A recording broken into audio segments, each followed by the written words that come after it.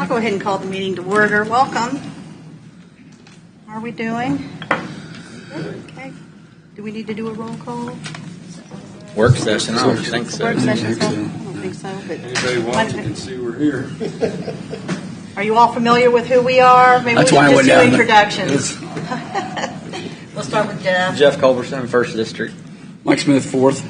Vicky Koss, 2nd. Doug Smith, 3rd. Mike Steben, 5th. We'll start over here at this end. And Tim Smith, Chairman for the Board of Brought it in Appeals. for you. Dale Thomas. Dave Clevenger. Zach Stolberg, Vice Chair. You guys all know me. well, welcome.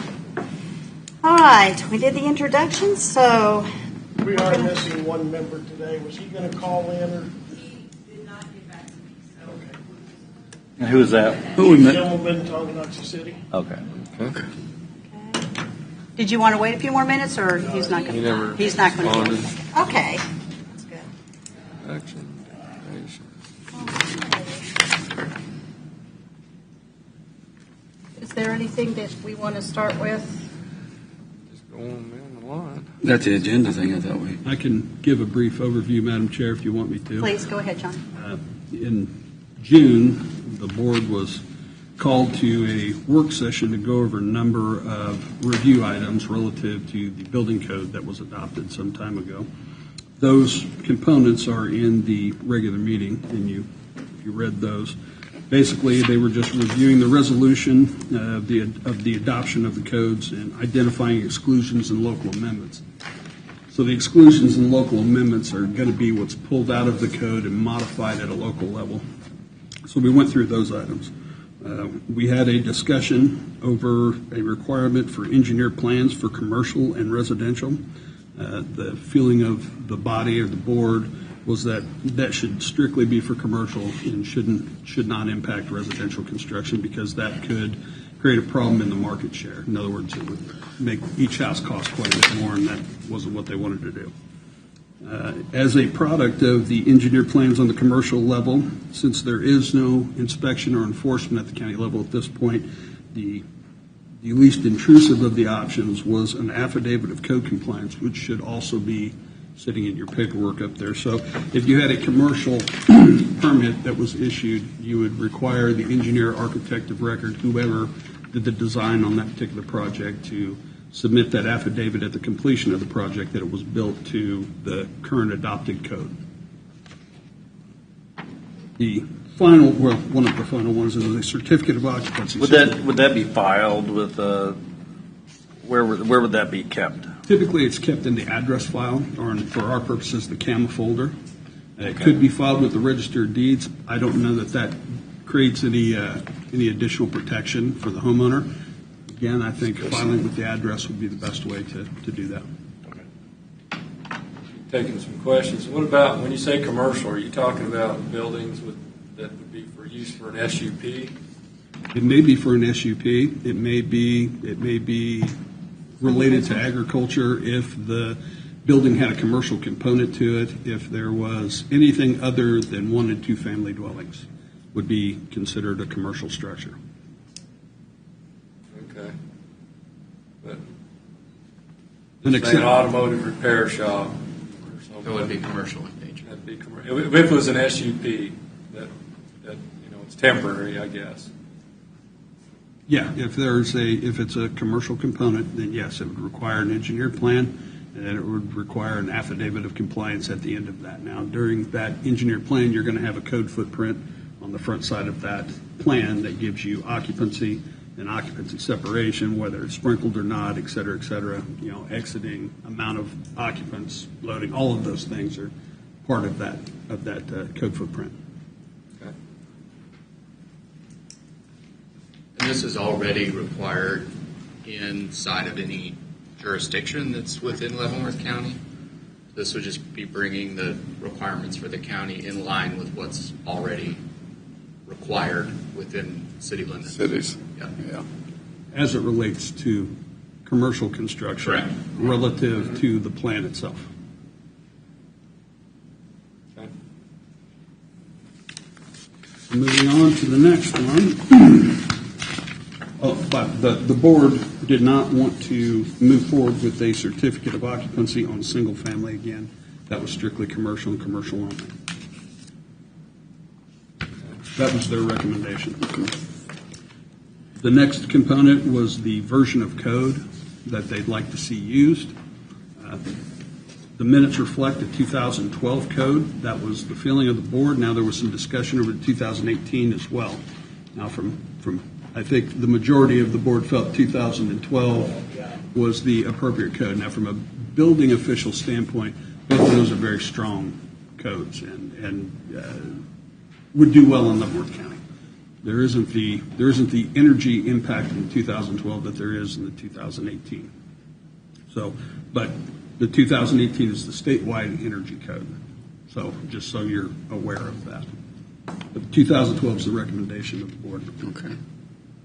The final component of what we reviewed that day, and it was strictly a discussion topic over a countywide international fire code adoption, and that basically was a recommendation of the board to emergency management to start some discussions with the fire chiefs across Leavenworth County about all adopting a singular uniform code so that no matter where you're at in Leavenworth County, you're going to be off that same code. And I think they're all receptive to that. But that was kind of the bread and butter of that meeting. That last one, John, the fire thing, that'd probably make it easier for everybody, really. If you could. It's and Makes again, sense. We can't speak for the fire district. Right, I understand. Yeah. Yeah. But it tends to do better when you have a singular, Yeah. countywide code Yeah. and everybody's dealing with the same situation. So, And what would that cover? We're talking about that. We're talking fire alone. So sprinkler systems and any fire-related elements that can get down into egress. Separations. There's a lot of dual responsibility between a building official and a fire chief as you take a look at the fire code. So, okay. It wouldn't have anything to do with trying to tell the water districts what to do. no, you can't tell the water district. Unfortunately, we as the fire service are unable to require water districts to upgrade lines or anything to support hydrants. Yep. Yeah, because Yeah. your area's got one district that doesn't provide it at all. Well, they've got a couple hydrants. Yeah, but they're just for their use, probably. So one of their houses burns down. Yeah. Well, I mean, it's probably Might take a more for a different look. cookout than it is. But anyways, The all way right. the NFPA deals with that, though, is that it establishes standards when those utilities are available. If those utilities are not available, then it gives the authority back to the fire marshal or whoever the jurisdictional authority is to make a decision about what they'll approve when there's not adequate service available. Which is the reason to have a singular code that all are operating off of. And there are some reasonable alternatives to those utilities that I think most fire chiefs in Leavenworth County would accept. If you unify them under a singular code, I think it's easier to get a standard answer out of most of the county, which is the intent. Again, to give one unified answer that's reasonable and doable by local development. So when the average contractor in Leavenworth County is building a new home out in the county, are they bringing that home up to the 2018 standards? Is that kind of the standard? If you were building a new home, would you be building to those codes, or would this be making a dramatic change if we? Well, those that are operating in the metro area, specifically, let's take Johnson County, for example. Most of the communities in Johnson County are currently operating up to 2018. So at some point, that's going to change. Now, that doesn't mean that when they come to Leavenworth County, everything is 2018 compliant, because again, it's voluntary compliance. So the 2012 and the 2018, from a single-family standpoint, excluding the energy components, are very, very similar. So no, I don't think it would be a drastic change. It shouldn't add a bunch of dollars per square foot to go to the 2012 versus the 2006. What's City of Tonga operating on? Are they on 12 or 16 or something? I believe they're on 12. That's what. Yeah, they're on 12. Okay. The code I think cycle's City of come out every Basher 3 is years. also. 12, 15, 18, 21. So. And that was something else we discussed, was getting on a regular schedule for updates instead of just trying to pick one and build consensus and say, okay, it's time. Yeah. That we just get on that regular schedule that, hey, we adopted this on this date, and then 3 years from now, we bump that to the next one up. That makes I think sense. the cities, every time a new code comes out, they go over it and then vote whether to adopt it or not. I wouldn't do it automatic, so you have an option to Right. review it. Yeah. Like 18, you don't want to go to 18, No. So, cost-wise.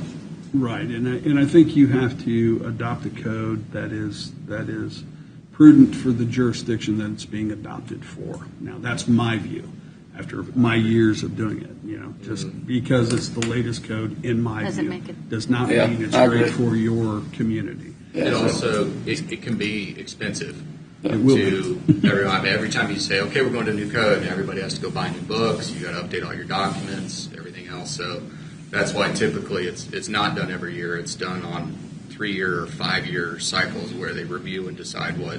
Well, new codes come out every 3 years, so those review cycles tend to be a little bit longer than that. There are some jurisdictions that automatically adopt. They tend to be a lot larger with a lot bigger growth pattern than we have. They're dealing with a much different demographic and builder than we're dealing with here in Leavenworth County. And you can adopt and reject certain components as well. You can modify sections, Right. yes. The problem is that if you go to a new code and you modify it to a point that it is in essence a 2012 code, there's not a lot of That's point true. in critically modifying something, with amendments this big on a code. There's, so again, those are things to be weighed when you go through. Right, when you're reviewing and looking Right. at it.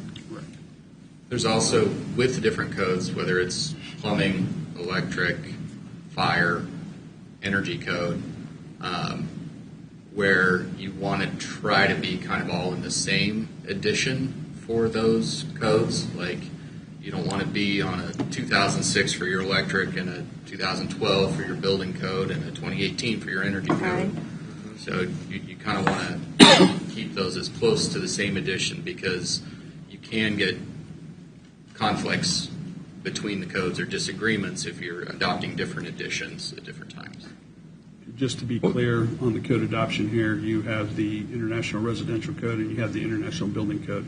You have not adopted any MEPs, no electrical code, no mechanical code, no plumbing codes. But again, there's no current inspection, so there's not a lot So of reason to adopt MEPs.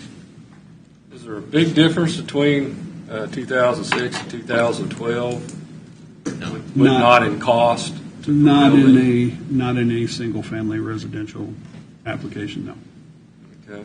And really not even in 2018, because the modifications and changes that would come into play in 2018 are what's already applicable in most jurisdictions around, and it's already what most houses are built to by today's standards. So it's not putting an undue burden on Leavenworth County when it's basically adopting the all same everywhere else, standards yeah. as all the surrounding jurisdictions. Gotcha. And to be clear, if you just did decide to move forward with the 2012, we would go through and look at amendments to the 2012 and go through that same review and adoption cycle as you would with any code. It wouldn't be carte blanche, adopted, that's it, move on. We'd take a look at each section of the code and make sure that it was adequate for Leavenworth County. We have agreement across the board before we recommended approval. So did I hear correctly, you said this affidavit of compliance, you were going to see that or recommend that was for only commercial and not Yes. for residential? That was the board's recommendation, yes. Would it not provide more documentation for the fact that the code, there is code compliance if this was also applicable to residential? What's The problem there is that if you mandate it for residential, then you mandate a engineered stamp plans for residential, which is going to increase the cost. So that's the for cost issue. each and every one of those building permits, and I think that was something that the board was trying to avoid, increasing that cost while trying to Yep. get some form of compliance as it relates Yeah. to the commercial sections of the Yeah. code.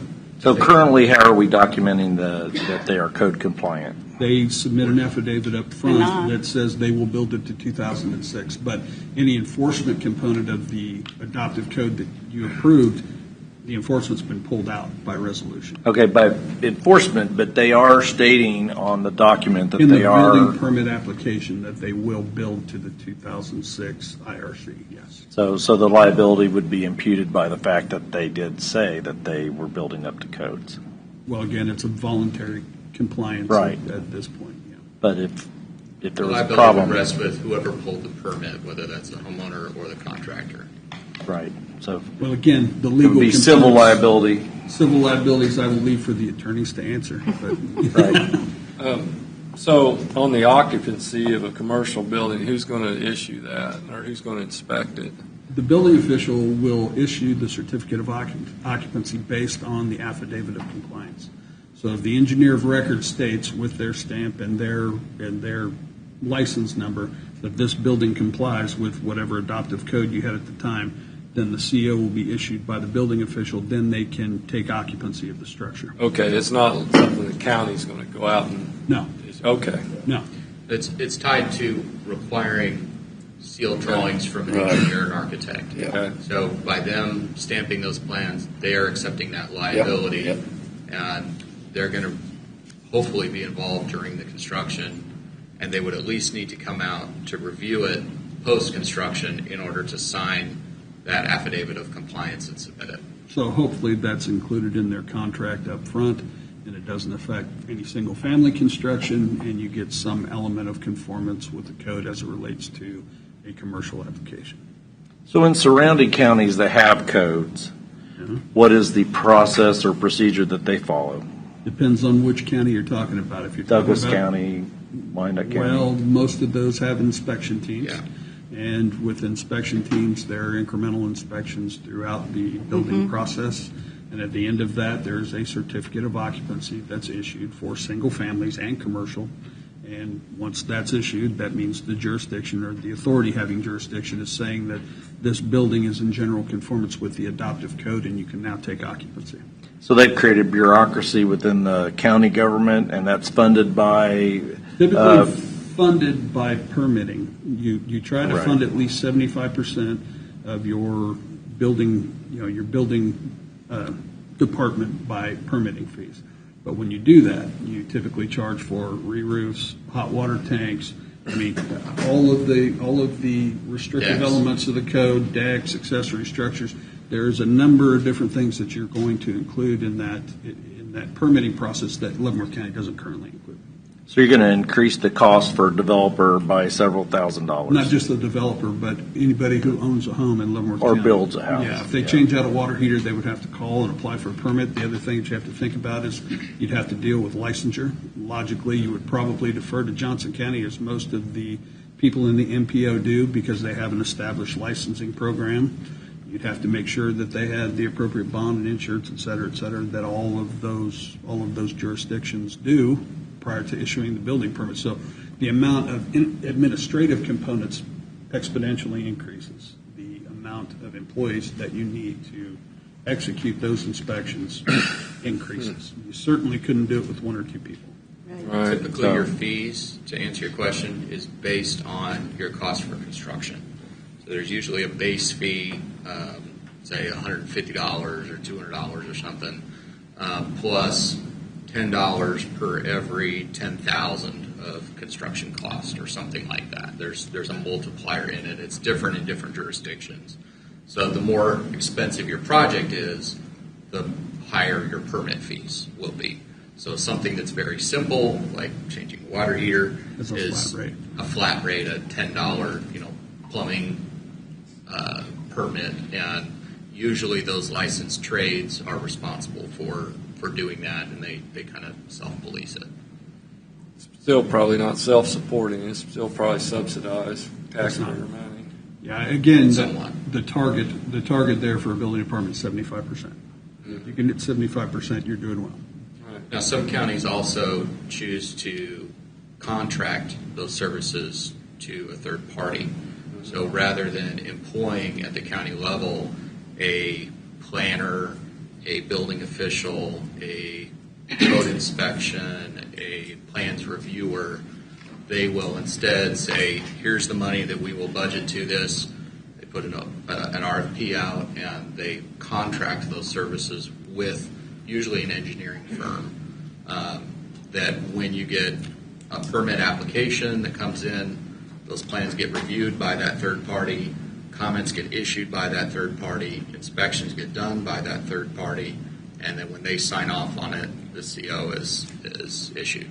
Privatization is an entirely other subject matter here, and I think I would tell you to talk to some of those jurisdictions that have used those third parties and ask them if it's more expensive or less expensive, and what was their degree of satisfaction with those third parties. And it's not always engineering firms; it is sometimes engineering firms. But privatization is another discussion topic altogether.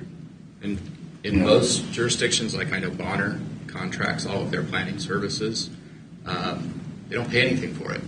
They charge it to the applicant when they come in. So whoever applies for the permit, they charge the fee. A percentage of that goes to the city, and a percentage of that goes to the third-party agency who they contract with. But it's also an annual contract that you have to expend a certain amount of funds. You recoup those funds. They're not prepaid. It's not an enterprise fund. So, again, this is a discussion topic for another day. But, yeah, privatization, there are pluses and definitely minuses with it. We can discuss that any time. Minuses I'm definitely on both sides of it. You're right, John. So our system that we have is basically driven by liability.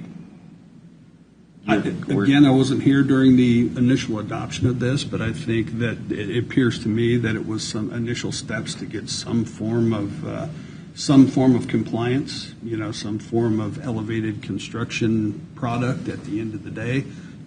I don't know. I wasn't here, but So my question to the board here is, how's it working, in your opinions? I don't think we know yet. hadn't been in effect long. A couple of years. I think what really got us started looking at it was the tornado and the insurance companies not bringing houses up to code. Yeah. But I think it depends on the insurance company too.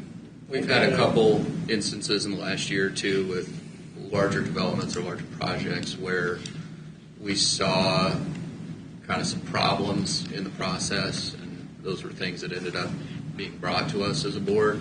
So we're seeing some of these recommendations as a move to clarify that a little bit, make it more crystal about what that process is, what's required, and try to close some of those holes that have led to some of the confusion on some of the past development.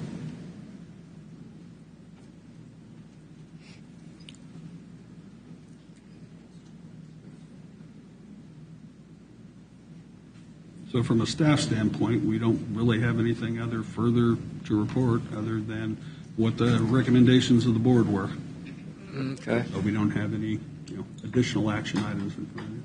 So you recommended the 2012, not the 2018, because of the green energy portions Yeah, and the the. cost of the energy side, yeah.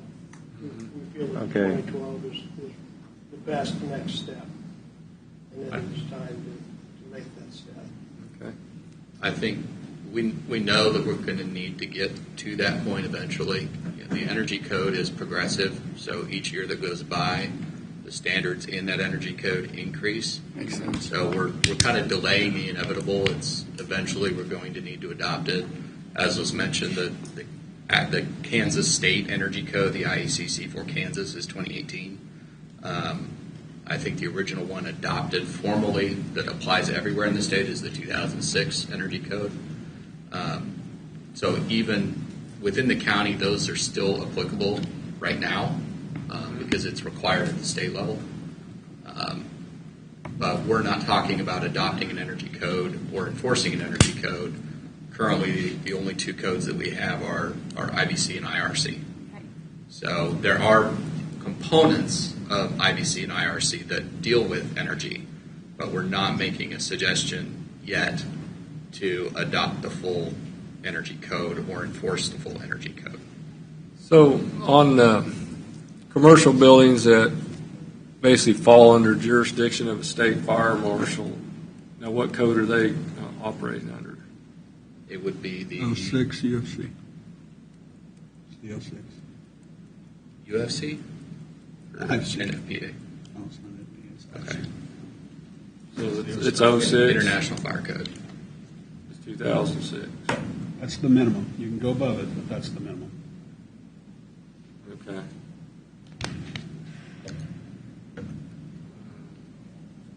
So any of these commercial buildings that would pull a permit to do a remodel, what would they They come fall up to- under? Well, if it's a commercial structure, Yes. and you tell us you want to support this, then I'm always going to ask for an engineered set of documents on commercial construction anyway. The only That's consistent with Kansas state law Right. Yeah. as well. That's right. Yeah, Kansas requires all commercial construction have engineered yeah, plans And either when by you- an engineer or an architect. absolutely. And At the end of remodels the day- always have to at the end of the day, there comply with. isn't any current CO requirements for that. So I can require the plan, but we don't have any affidavit of compliance currently or the power to ask for a certificate of occupancy or to issue a certificate of occupancy. So what I'm accomplishing there is, yes, I have a stamped set of plans. That's it. Which is a big step. Well, yeah, I don't dispute that. Yeah. But I want to be clear about what we're talking about. We're basically putting the onus on state licensed Right. design professionals to design and engineer that structure according to a code that we list as the requirement. Yeah. So we're putting the onus on the design professionals in absentia of having inspections, Right. Yeah, yeah. final COs, Yep. that piece of it. Makes sense.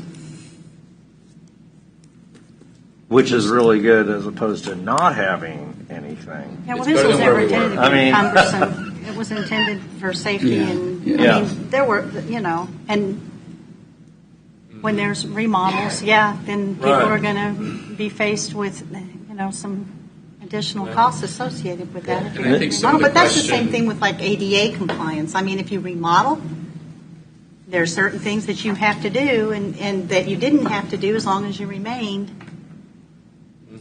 under earlier construction.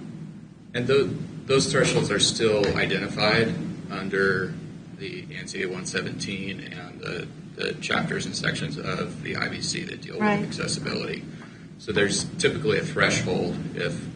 If you're above a certain percentage of your total budget in order to bring it up to compliance, then there's exemptions that are granted for that. But otherwise, if it is a substantial remodel, Right. or if it's a change of use, then yes, it needs to be brought up to current accessibility standards as well. Right. Change of use. What do you mean by change of use? So, as an example, we've had several event venues spring up in the county where they were taking an old ag building or a barn or something and turning it into a venue. So they were taking something that was an agriculture use and turning it into a commercial use. That's a change of use. The building was built under one standard and it's being used under another standard. And so that change of use would then require a set of signed, sealed drawings and would be required to be code compliant.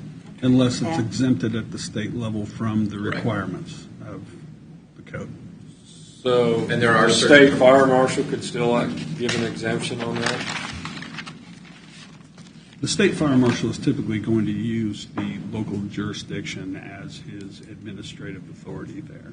So he's going to give general guidance and give opinions, but the local authority typically is going to be the enforcement component. So exemptions are traditionally going to go through, while they may be recommended at the fire marshal level, they're going to go through that local jurisdiction. And if there is an alternative that we deny, then this board will hear that alternative and decide if it is prudent to use or not. And once they make their determination, that's the final say. So if there's an alternative method that doesn't make it through us and they appeal to this board, that's the function, of the primary function of this board, to hear those appeals and decide whether it's prudent or not to allow that exception. So the venues that were in operation before we adopted codes, they still had to get an exemption from the If state you fire have- marshal? If you have something that was in existence prior to the adoption of the code, it is a legal non-conforming structure. But any remodels or Would- significant changes Would or a drive. change of use, Right. What about change of owners? No.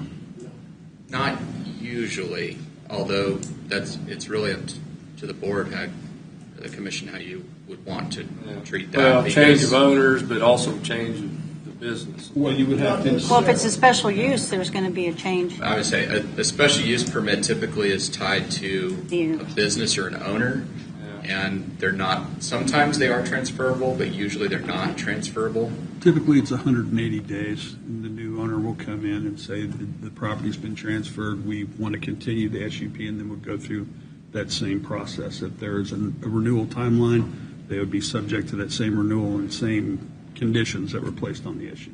John, is there a percentage that will come into play on that if you're remodeling or doing 50% or 50? There is. There are some code-driven, and it's dependent on the code. I mean, typically, most jurisdictions are going to say around that 25 to 40%, anywhere in that marker of the appraised valuation of the building. If you're going to do improvements that exceed that, then they expect a level of code compliance. And with accessibility, it's the percentage that you're spending to bring it up Right. to compliance. So like, Right. if you're saying we're going to spend $100,000 on this remodel, but it would cost us $25,000 to put in an elevator or a lift, that's more than 25% of our total budget. So we're allowed to either look at an alternative, maybe a ramp or a door, or a cheaper way to still maintain compliance, or an exemption from doing that, because it would exceed. It's more of the budget to bring it up to current ADA standards than what your total budget is. So it becomes an undue burden. It's cost prohibitive. And currently, all of that onus is put on the design professional to recognize that and Bring the design. address the plan accordingly. And that was the reason behind, for commercial plans, requiring those sign and seal drawings. Yeah. Again, we're putting all those code provisions, we're putting that onus onto the design professionals to verify compliance, because we're not reviewing drawings. We don't have a building official. We're not doing inspections. So we're relying on the state issued licensed professionals to verify that all of that is in compliance with the adopted codes. So if you do move the codes from 2006 to the 2012, what's the process? You got to go through the planning commission to do that, or? No, it's not a land use component. Okay, so what is the process? Well, typically, people do it differently. I typically like to I would bring it to this board and then make the amendments and recommendations. We would publish, and then it would be a public hearing, and then it would come before this body, and you would either affirm or deny that or modify. Public hearing before the county commissioners or before No, before the county. county commissioners? We have, I don't know if it's been discussed, but we do have 2 townships that are exempted from the codes right now. Was there any thoughts by the board on that situation? Thought process behind the moving everybody into IFC, going to the Fire Chiefs Association and working to get everybody, all the other chiefs on board so that we could get their areas included in this instead of being exempt. Okay, so you're going to work through the fire chiefs. Yeah, we're going to try to get their support on this. Okay. But at the end of the day, where these are applicable or where they're not applicable is a policy decision. How it's accomplished really is a function of this board.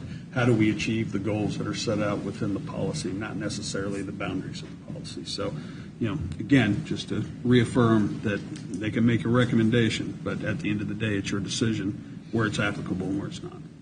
Right.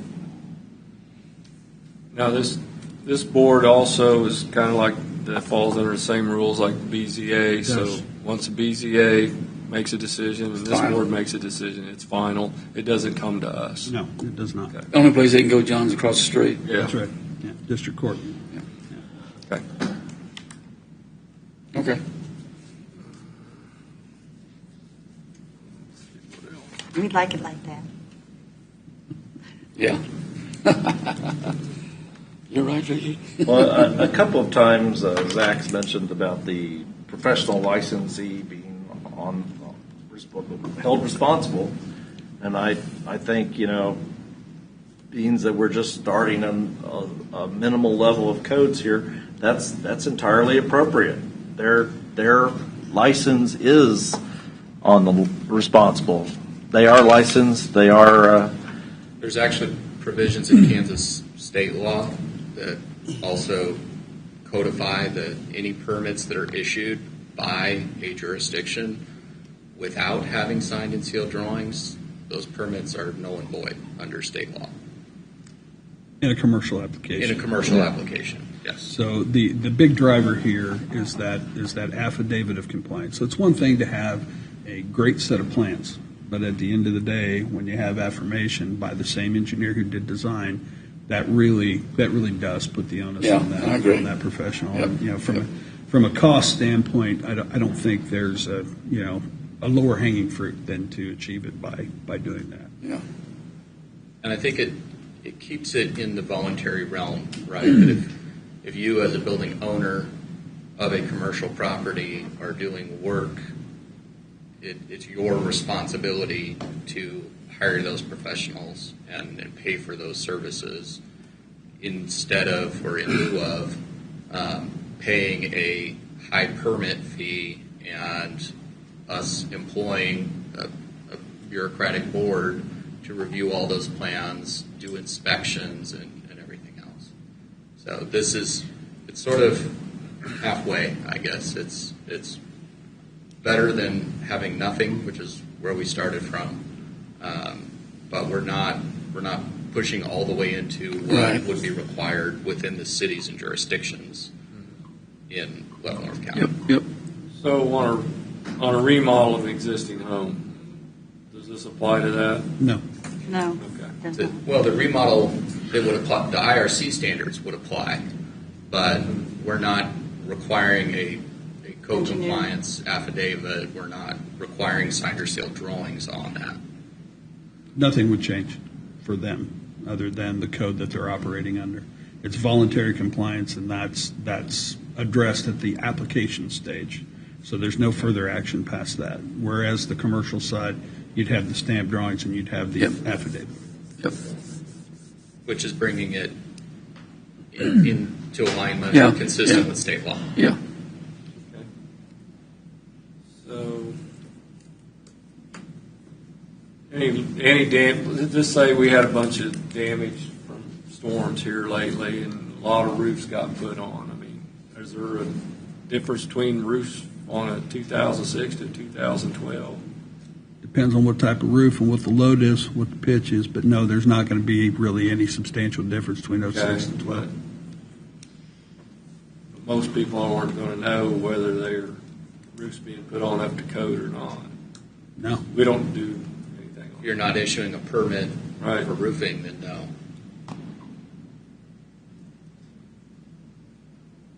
Okay. I think I've covered everything I wanted. So what's the next step? Really the board's direction. So, you have before you the minutes of the meeting and the recommendations of the board. If you agree with those recommendations, then I'll start moving towards, getting those achieved. Taking a look at 2012, scheduling regular meetings with the board to begin going through that, making amendments if necessary. You saw my draft of the affidavit of compliance in there. We can incorporate that. We would have to make some language changes, obviously, to the existing resolution, make amendments to that. That's logically done all at the same time. You re-adopt, or you adopt the 2012 and you make these changes. Yep. All in one fell swoop. So you'd be working with them, then to make a proposal, then it would come to our agenda, then Right. I would give you a timeline for approval, and what I'm going to come to them with are the amendments to the code. The affidavit of compliance, that's going to be a local amendment that would go in the resolution component of that, in accordance with their recommendations, and I'll let you know how long that's going to take. An approximation of when we'd publish, when we'd adopt, when the public hearing would be, all of those things. It'd be something by January 1. No, I bet it takes longer than that. Okay. Typically, in my experience, and I was a building official for a very long time, did a lot of code adoptions, that's normally about a 6-month process. Yeah, yeah, Shoot for June 1 then. yeah. That's about it. You're about right. You're about right. You're about right. Gone through a lot of these. Well, I don't see a problem. Personally, I don't see a problem. I think the commercial, I think we're going the right direction. So if the board agrees with these recommendations, we'll push forward and start scheduling meetings. Sounds good. I'm good with it. Everybody, consensus? Okay. Okay. Well, we thank you very much for what you have done so far. Appreciate it. Even you, Much Dale. appreciated. Yeah, thanks for your willingness to be Yes. serving. Yes. That's not always an easy Thank you. position. Yeah. Thank you so much. And if we don't have anything else from the commission, Nope, then we can that's go what we ahead and got. adjourn. And thank you very much for your time. And Thanks, guys. you can come back to us with your recommendations and everything finished up. Thank you.